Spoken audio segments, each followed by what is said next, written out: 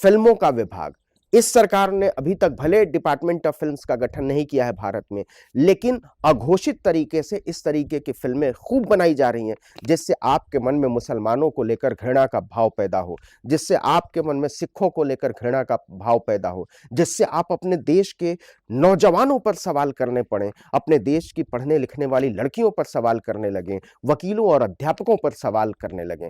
हमारे और आपके दिमाग को इस तरीके से मोल्ड करने की कोशिश हो रही है कि आप समझें कि ये लोग इस देश के दुश्मन हैं।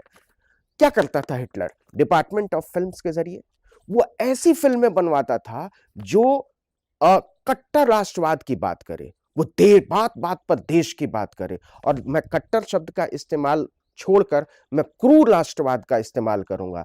क्रूर राष्ट्रवाद के लिए वो फिल्में बनवाता था जो अपने ही देश के लोगों के खिलाफ लोगों को भड़काता था, वो यहूदियों के खिलाफ लोगों को भड़काता था। नाडो लेपिड इसलिए यहां पर बहुत महत्वपूर्ण हो जाते हैं कि वो खुद इजराइल से आते हैं, उन्होंने भोगा है, उनके पीछे के लोगों ने भोगा है नाजी जर्मनी की क्रूरता को, और वो अच्छी तरीके से समझते हैं कि ऐसी फिल्में, घृणा के लिए बनाई जाने वाली फिल्में, इसका असर कितना ज्यादा होता है।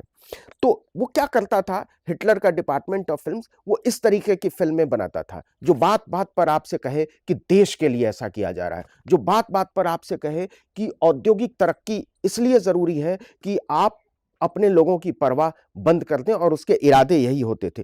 वो रक्त पवित्रता की बात करता था। आज जो भारत में आप देख रहे हैं हिंदू और मुसलमान, यही तो हो रहा है। हिंदू और मुसलमान का मतलब क्या?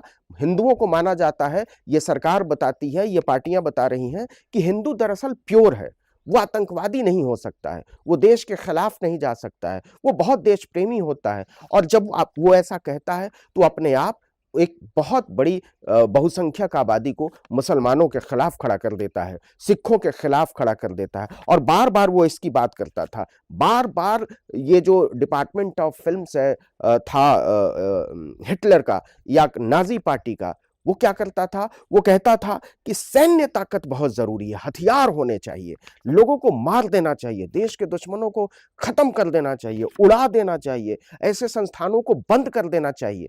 यही तो हो रहा है भारत में।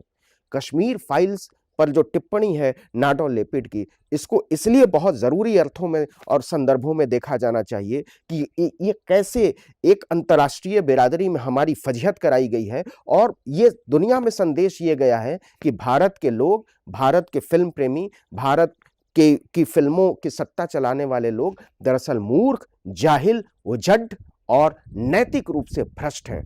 हमसे नैतिकता का अधिकार छीनकर इस तरीके का अश्लील प्रोपेगेंडा चलाया जा रहा है। अश्लील प्रोपेगेंडा शब्द का इस्तेमाल समझना बहुत जरूरी है।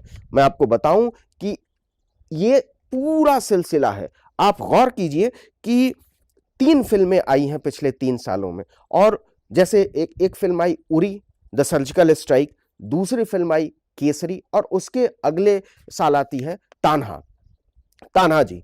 इन तीनों फिल्मों में अनिवार्यता ये एस्टेब्लिश किया गया है कि मुसलमान इस देश के दुश्मन हैं, वो नहीं चलाने देना चाहते हैं इस देश को ठीक से, और एक दिन वो यहां के हिंदुओं को खत्म कर देंगे। यही प्रोपेगेंडा, और ये फिल्म का प्रोपेगेंडा नहीं है। आप गौर कीजिए कि ये पूरी भारतीय जनता पार्टी की वैचारिकी है, आरएसएस का प्रोपेगेंडा है, जो हम सबके दिमाग में नफरत को भर देना चाहता है। लेकिन सवाल उससे आगे का है कि क्या नाडो लेपिड ने जो कहा है उसको हम समझने को राजी हैं? क्या हम उस वैचारिकी को अपनाने को राजी हैं? क्या हम ये ताकत अपने सभ्य समाज को, लोकतांत्रिक आंदोलनों से जुड़े लोगों को, संवैधानिक पक्षधर लोगों को देने को तैयार हैं? छात्रों, नौजवानों के साथ खड़े होने को तैयार हैं? हम कहने को तैयार हैं कि नफरत सिर्फ नफरत होती है, हम ऐसी फिल्मों को खारिज कर देंगे, ऐसी फिल्म बनाने वालों को खारिज कर देंगे। ये लोग देश के दुश्मन हैं। कश्मीर फाइल्स बनाने वाले लोग दरअसल असली देशद्रोही हैं। ये चाहते नहीं हैं कि ये देश एक रहे। कश्मीर फाइल्स बनाने वाले लोग मानसिक रूप से बीमार और विक्षिप्त हैं। वो चाहते नहीं हैं कि यहां अमन चैन का राज रहे। वो चाहते नहीं हैं कि इस देश के नौजवान अपने अधिकारों की मांग करें। वो चाहते नहीं हैं कि औरतें पढ़ने लिखने की मांग करें, बराबरी, भाईचारे, समता और बंधुत्व की मांग करें। ये लोग संविधान के खिलाफ हैं, ये लोग देश के खिलाफ हैं, और सबसे ऊपर ये लोग बराबरी और बुनियादी तौर पर बंधुत्व के खिलाफ हैं। ये लोग असली में देश के टुकड़े टुकड़े गैंग हैं।